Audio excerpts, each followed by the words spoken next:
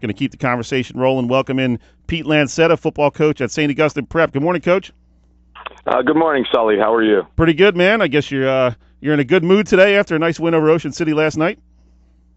Yeah, it's a lot better waking up after a victory, Yeah, for sure. And really, things went well for you right from the get-go as Jalen Dakota takes that opening kickoff back about 50 yards, sets you guys up. 2 plays later, you're in the end zone with freshman running back Nasir Hill, and really things just right from the get-go were going well for you. Yeah, we had a real good week of practice and really believed that the kids were ready to play. And so, yeah, it was a great way to get off, with the return there. We knew that they didn't like to kick it deep, so we had a nice little thing set up there, and the kids blocked pretty well. But Jalen stepped up last night and proved that he's a Division I player, and that's why he had got so many offers, because he can play, and he showed that last night right from the get-go. He's got a Division I smile too, man. He's a great kid. I love hanging around that kid. He's such a fun guy to be around. And above all else, I mean, that's the most important thing, and he really is. His mom did a great job, bringing him up, and great family. So, he's a pleasure to coach. You're in your second year now, and how important is it to have guys like that who are really not only really talented, but mature and come to work every day? I mean, Joey Bonchak had 17 tackles against St. Joe. I mean, and going to Princeton. Guys like Shane Quast and Joey Kolonich and some of those linemen, you guys, just a lot of great kids in that program. Yeah, the senior class, they're great kids. They really are.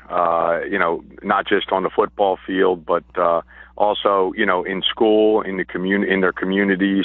Just all you hear all positive things about them. So football aside, they're a great bunch of kids, and you get to meet their families, and then you can see why. So it is. It's really a pleasure going to practice. And we have fun, and they work hard, and they certainly have provided the leadership that we expect from a senior class, and we're really thankful for that.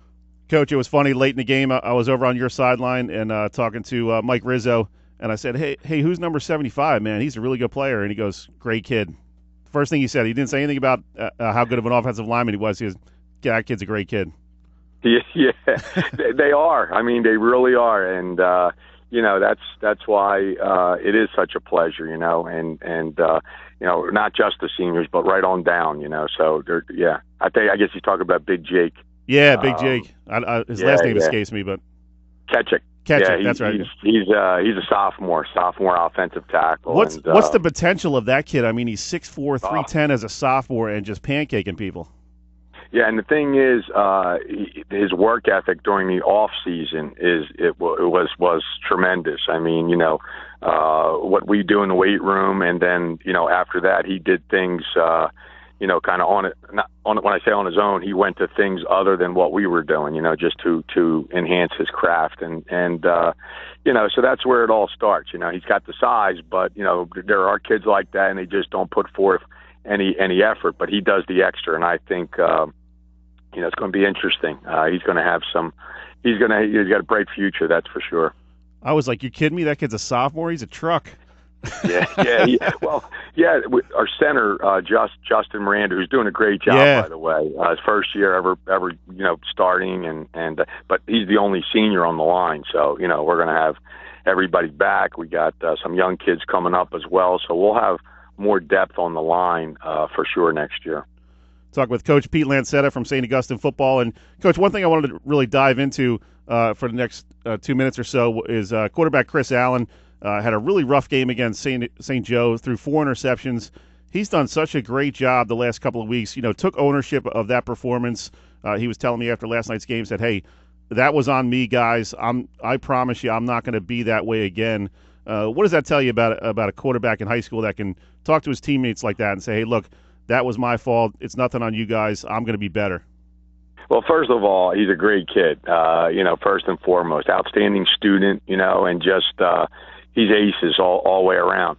Second of all, it wasn't all on him, okay? And so he's incorrect when he says that, because we didn't run the ball, we didn't block very well, we didn't do anything very well. So we all, had to take ownership for that loss, And listen, hey, they're a quality football team.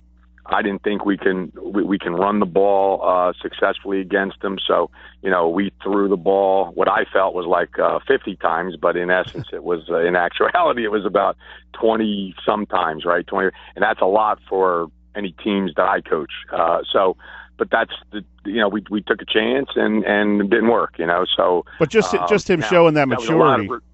Yeah, there's a lot of responsibility on his shoulders for sure, and the fact that he took ownership of it speaks volumes. And he did rebound the next week, and I thought he did very well last night too. But he really did well against Shawnee. He ran the offense well, and that's what he does. He manages the offense, and that's what we need him to do. Great stuff, Coach. Sorry to cut you short. We're up against the hard break here. Just wanted to get a few comments from you about some of your guys, and appreciate the time. And good luck the rest of the way. I know you got some real tough games coming up. Yes, we do. But thanks, Sully. It was great talking to you. All right, man. Get back in that film room. Yeah, you got it. Thanks, Coach.